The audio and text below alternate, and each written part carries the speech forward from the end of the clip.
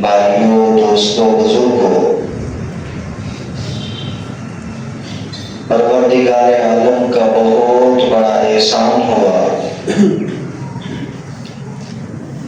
کہ اس ذات عالی نے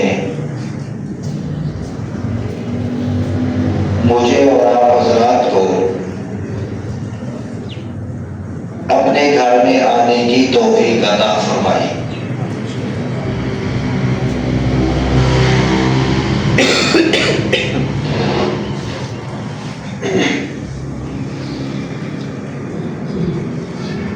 یہ رجب المرجب کا مہینہ ہے،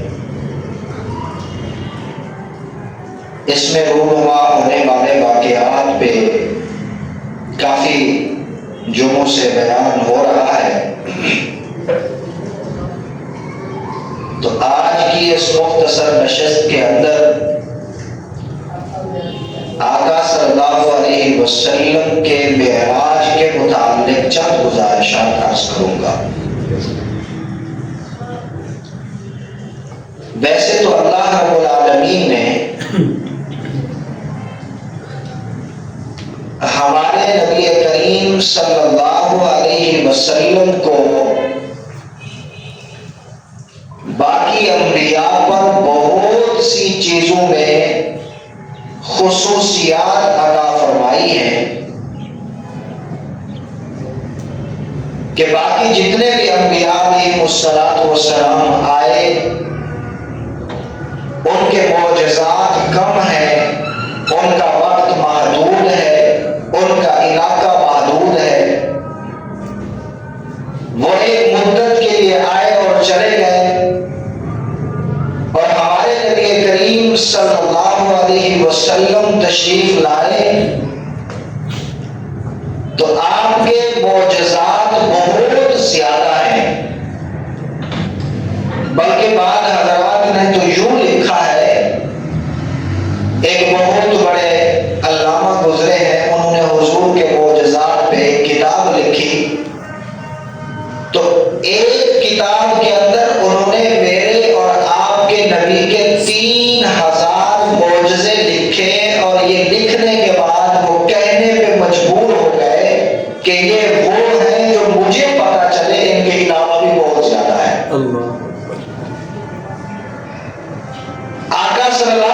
وسلم کے معجزات بہت زیادہ.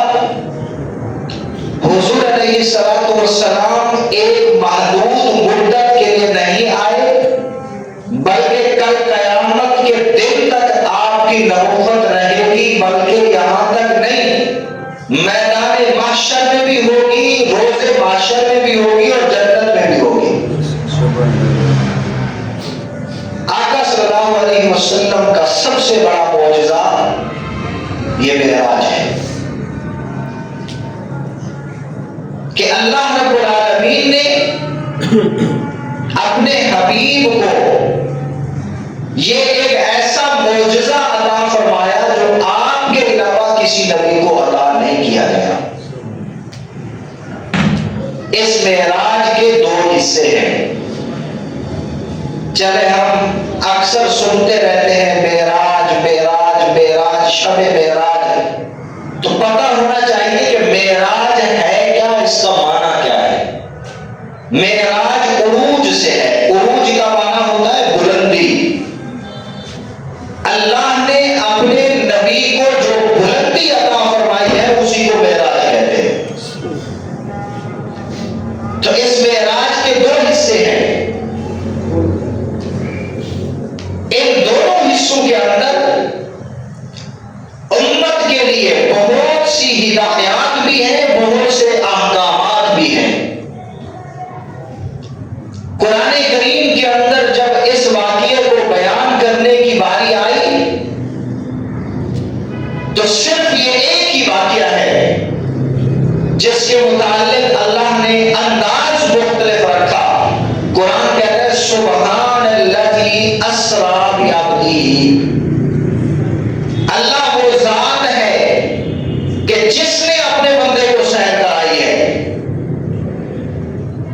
یہ لفظ سبحان یہ وہ لفظ ہے جو پوری کائنات اور پورے انسانوں کے ذہن کو دھو ڈالتا ہے.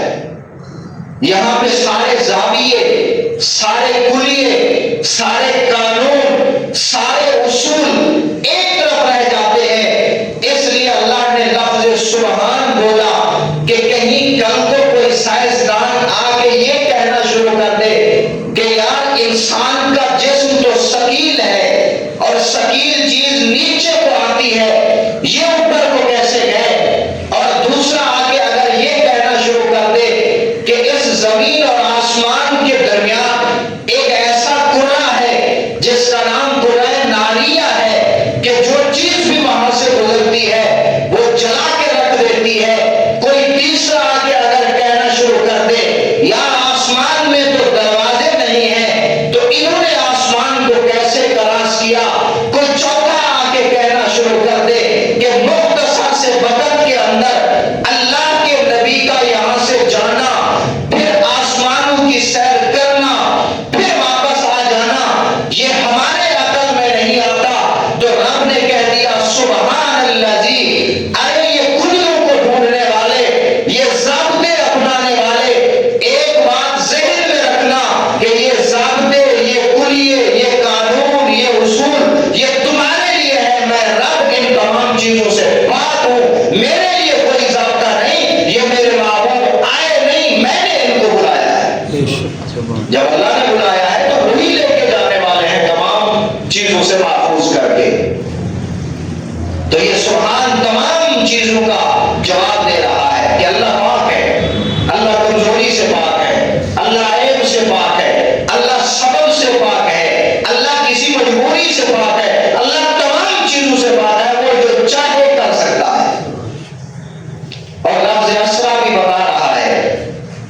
اسرا کا مطلب ہے رات کے وقت سیر کرنا، اور یہاں ہے اللہ نے سیر کرائی. تو جو بلا رہا ہے انتظام بھی وہی کرے گا. بلانے والے کے ذمہ انتظام ہوتے ہیں. تو ایک حصہ ہے کہ آقا صلی اللہ علیہ وسلم نے بیت اللہ سے بیت المقدس تک کا سفر کیا، اور پھر دوسرا بیت المقدس سے عرش معلیٰ تک کا سفر ہے. پہلے سفر کو اگر دیکھا جائے اللہ رب العالمین نے حضرت جبرائیل امین کو بھیجا. یہ واقعہ بڑا لمبا ہے، مختصر سے وقت میں بیان کرنا ممکن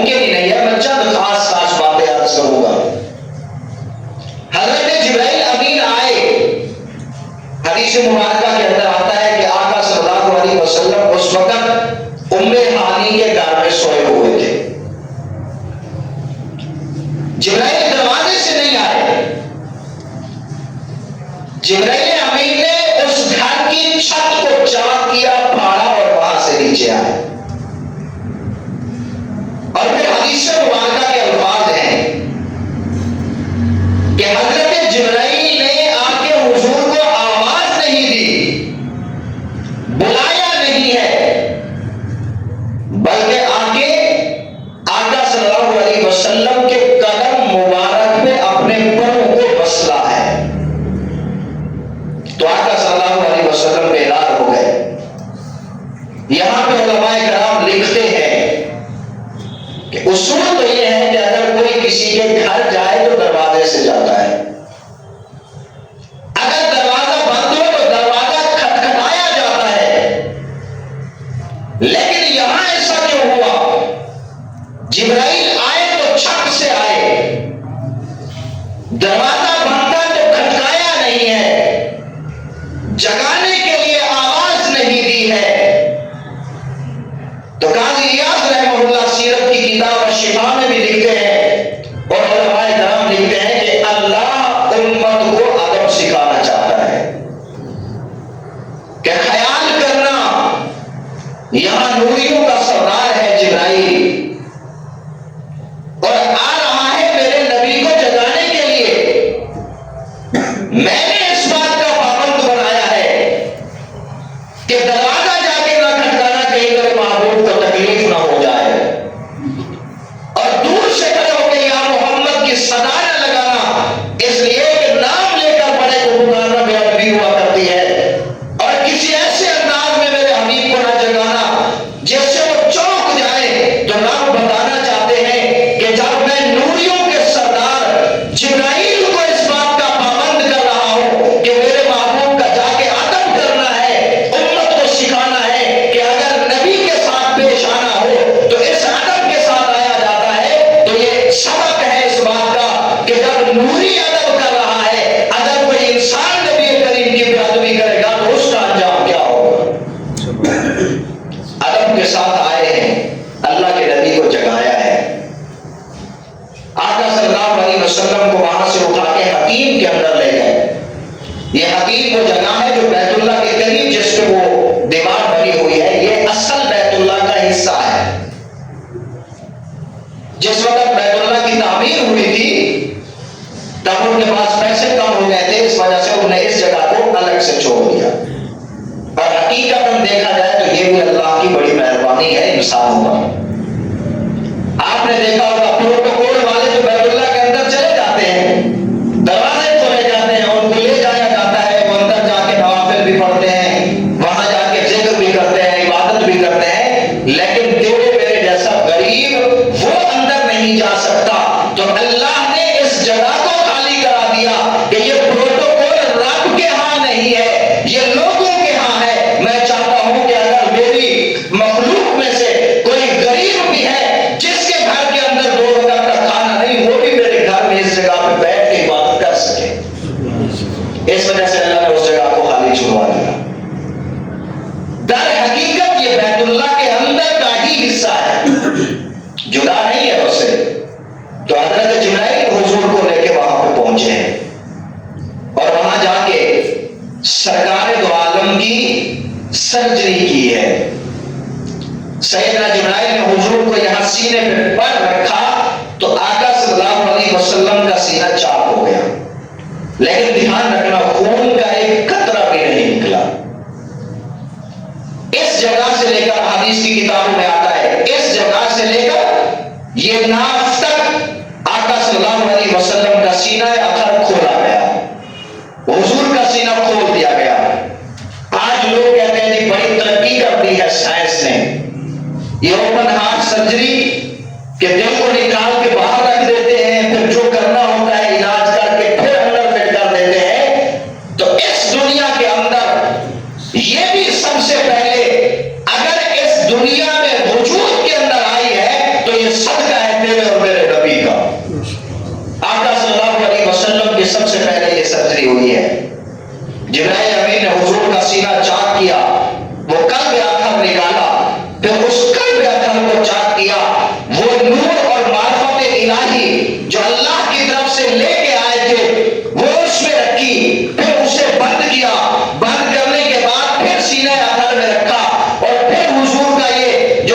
چاک کیا تھا، یہ سینہ اطہر اور سینہ مبارک، اسے بند کر دیا گیا اور آقا صلی اللہ علیہ وسلم اٹھ کے بیٹھے. یہ سینہ چاک کرنا، دل کو باہر نکالنا، پھر اسے چیرنا، پھر اس میں نور بھرنا اور پھر اسے واپس رکھنا، اور اس تمام واقعے کو اللہ کے نبی کا اپنی آنکھوں سے دیکھتے رہنا، یہ میرے نبی کا معجزہ ہے. وگرنہ یہاں تو چھوٹا سا آپریشن ہو اس کے لیے بھی بےہوش کیا جاتا ہے.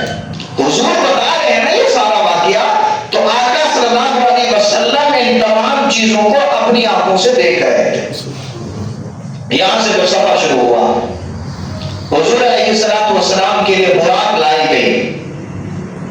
براق ایک وہ سواری ہے جو گدھے سے تھوڑی سی زیادہ اور خچر سے تھوڑی کم، سفید کلر کی یہ سواری تھی. اس پہ جب اللہ کے نبی کو جبرائیل امین نے سوار کیا تو یہ سواری بھٹکنے لگی. تو یہاں پہ جو جبرائیل نے ایک جملہ بولا ہے، سیدنا جبرائیل اس سواری کو ڈانٹ کے کہنے لگے کہ خیال کر، آج تیرے اوپر ایک ایسے آدمی، ایک ایسی ذات کو سوار کرنے لگا ہوں اللہ کے حکم سے کہ جس سے زیادہ افضل اس کائنات کے اندر نہ کوئی آیا ہے نہ کوئی آئے گا. احادیث کی کتابوں میں لکھا ہے کہ وہ سواری بھی پھر شرم کے بارے پسینے سے شرابور ہو گئی. آقا صلی اللہ علیہ وسلم اس پہ سوار ہوئے. اس کے بارے میں لکھا ہے کہ اس کی رفتار اتنا تیز تھی. براق کا معنی بھی ہوتا ہے برق رفتار، یعنی جو بجلی کی رفتار سے چلے. جہاں اس کی نگاہ پڑتی تھی وہیں اس کا قدم جاتا تھا. اللہ کے نبی اس پہ سوار ہوئے ہیں. یہاں میں گزارش کرتا چلوں کہ آج ہم اپنی محفل میں بیٹھ کے کہتے ہیں کہ جی فلاں ملک نے بڑی ترقی کی ہے. ایک کیسی ترقی؟ کہتے ہیں جی انہوں نے ایک ایسی ٹرین جاری کی ہے کہ جو 600 کلومیٹر فی گھنٹہ رفتار سے چلتی ہے. لیکن اگر ہم حضور کی سیرت کو دیکھیں تو حضور کی یہ سواری 600 کلومیٹر نہیں، ہزاروں کلومیٹر فی گھنٹہ بلکہ فی سیکنڈ کی رفتار سے چلی ہے. یہ سبق ہے آقا صلی اللہ علیہ وسلم کی امت کو کہ اگر تم نبی کی سیرت کو ڈھونڈو تو اللہ تمہیں ایسی عقل عطا کر دے گے کہ تم بھی ایسی سواریاں تیار کر سکتے ہو. حضور ایسی سواری پہ بیٹھ کے پھر آقا صلی اللہ علیہ وسلم کا ایک بڑا معجزہ، بہت بڑا معجزہ. ہمارے جو جہاز چلتے ہیں ان کی رفتار اتنا تیز نہیں ہوتی جتنا تیزی کے ساتھ یہ سواری گئی ہے کہ جہاں نگاہ پڑے وہی اس کا قدم پڑے. اور ان جہازوں کے اندر جو بیٹھنے والے ہوتے ہیں وہ شیشوں کے اندر بند ہوتے ہیں. اگر ہوا اس کے اندر چلی جائے جو باہر میں اس جہاز کو ٹکرا رہی ہوتی ہے تو وہ پاش پاش ہو کے گر جاتا ہے. لیکن میرے نبی اور تیرے نبی سید کائنات کی شان کو دیکھیے کہ اتنی تیز رفتار سواری کی پشت پہ بیٹھے ہیں، کوئی اوپر سے حفاظت کا سامان نہیں ہے، پھر بھی حفاظت کے ساتھ چلے ہیں اور ایسے چلے ہیں کہ اللہ کے نبی کے اوصال بھی خطا نہیں ہوئے، بلکہ جاتے ہوئے جو حالات اور واقعات رونما ہوئے تھے وہ بھی اللہ کے نبی دیکھتے ہوئے گئے ہیں. حدیث مبارکہ کے اندر آتا ہے سرکار دو عالم نے فرمایا جب میں اس سواری پہ بیٹھا ہوں میں ایک ایسی جگہ پہ گزرا ہوں کہ جہاں موسیٰ علیہ السلام کی قبر تھی اور میں نے دیکھا ہے کہ سیدنا موسیٰ اپنی قبر پہ کھڑے ہو کے نماز پڑھ رہے تھے. یہ بھی میرے نبی کا معجزہ ہے کہ اتنی تیز رفتار سواری پہ بیٹھ کے بھی مشاہدہ کرتے جا رہے ہیں. اور پھر کچھ لوگوں کی سزاؤں کو بھی دیکھا، سزاؤں کو بھی دیکھا. حدیث مبارکہ کے اندر آتا ہے حضور نے فرمایا میں ایک ایسی جگہ سے گزرا جہاں پر میں نے دیکھا کہ ایک آدمی کے سر پہ بہت بھاری پتھر مارا جاتا ہے، سر کچل دیا جاتا ہے، پتھر لڑکتا ہوا دور جا کے گرتا ہے. وہ جو مارنے والا ہے وہ دوبارہ پتھر کو اٹھانے کے لیے جاتا ہے، ادھر سے جس سے پتھر لگا ہے وہ پھر سے ٹھیک ہو جاتا ہے. وہ پھر آ کے دوبارہ اس کے سر پہ پتھر مارتا ہے اور اللہ کے نبی نے فرمایا قیامت تک ایسا ہوتا رہے. جبرائیل سے پوچھا یہ کون ہے، کس بات کی صدا دی جا رہی ہے؟ تو حضرت جبرائیل امین نے عرض کی کہ یا رسول اللہ یہ وہ لوگ ہیں جو عشاء کی نماز پڑھے بغیر سو جاتے ہیں۔ کتنی بڑا گناہ ہے، اور آج کل تو عشاء کی نماز پڑھے بغیر جلدی سونے کا تو تصور ہی ختم ہو گیا ہے۔ ہمارے ہاتھ میں موبائل، گھروں کے اندر ٹیویاں، یہ دیکھتے دیکھتے پتہ نہیں کتنا وقت ہو جاتا ہے، لیکن شرم کی بات ہے کہ 10 منٹ ہم اللہ کے لیے نکالنے کے لیے تیار نہیں ہوتے۔ اور پھر حضور نے دیکھا کہ بعض مرد اور عورتیں ایسی بھی ہیں، بڑے بڑے تندور ہیں جن کے اندر وہ جل رہے ہیں، وہ نیچے چلے جاتے ہیں، پھر آگ کا جب شعلہ آتا ہے تو اوپر کو آ جاتے ہیں، پھر نیچے چلے جاتے ہیں۔ جب اللہ کے نبی صلی اللہ علیہ وسلم نے حضرت جبرائیل سے پوچھا یہ کون ہے، تو انہوں نے فرمایا یہ آپ کی امت کے زانی اور زانیہ عورتیں اور مرد ہیں۔ بعض عورتوں کو اللہ کے نبی نے دیکھا، ان کے بالوں کے ساتھ پکڑ کے ان کو کسی جگہ پہ لٹکا دیا گیا ہے اور عذاب دیا جا رہا ہے۔ حضور نے پوچھا یہ کون ہے، فرمایا یہ بے پاک عورتیں ہیں جو بالوں کو ظاہر کر کے پھرا کرتی تھی۔ یہ واقعات حضور دیکھ کے آئے، پھر سفر کرتے کرتے آقا صلی اللہ بیت المقدس میں پہنچے ہیں۔ جب وہاں پہنچے تو سارے انبیاء علیہ السلام حضور کے استقبال میں وہاں پہلے آ چکے تھے۔ اللہ یہ بتانا چاہتے تھے کہ سیدنا آدم سے لے کر عیسیٰ تک جتنے بھی پیغمبر آئے ہیں، اب جو میں نبی لے کے آ رہا ہوں وہ تمام انبیاء کا امام بھی ہے، تمام کا سرداج بھی ہے، تمام انبیاء کا نبی بھی ہے۔ یہی تو حدیث کی کتابوں میں آتا ہے کہ جو نبی بھی آتا تھا وہ محمد عربی کی پیشین گوئی کر کے جاتا تھا۔ سارے انبیاء کو اللہ نے اکٹھا کر کے حضور کا دیدار بھی کرا دیا، بلکہ حضور کی نبوت کو بھی بنوا دیا۔ وہاں پہ جب امامت کی باری آئی، سارے انبیاء نے صف متعین کرنی بنا لی، جبرائیل امین نے حضور کا ہاتھ پکڑا، آپ کو آگے کیا، یہ سبق دیا ہے کہ جہاں محمد عربی ہو وہاں چاہے حضرت آدم بھی کیوں نہ ہو، حضرت ابراہیم بھی کیوں نہ ہو، حضرت یوسف بھی کیوں نہ ہو، سیدنا اسماعیل بھی کیوں نہ ہو، امامت کے حقدار اگر ہوں گے تو صرف اور صرف محمد رسول اللہ۔ حضور کی نبوت کا ڈنکا مروا دیا، حضور کو امام الانبیاء کا لقب دلوا دیا۔ پھر اس کے بعد آقا صلی اللہ علیہ وسلم نے آسمانوں کا سفر شروع کیا۔ بس اتنی باتوں پہ میں اپنی گفتگو کو ختم کرتا ہوں، چونکہ ٹائم ہو گیا، پھر کبھی موقع ملا تو انشاءاللہ بقیہ قصہ واقعہ بھی احادیث کی روشنی اور روح سے سنائیں گے۔ وآخر دعوانا الحمدللہ رب العالمین۔